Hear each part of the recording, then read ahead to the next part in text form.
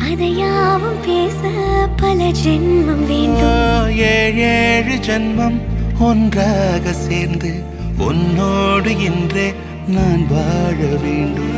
காலம் முடியலாம், நம் காதல் முடியுமா?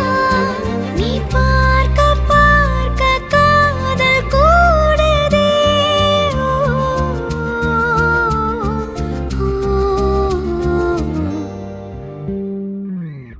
உன்னாலே என்னாலும் என் ஜீவன் வாழுதே.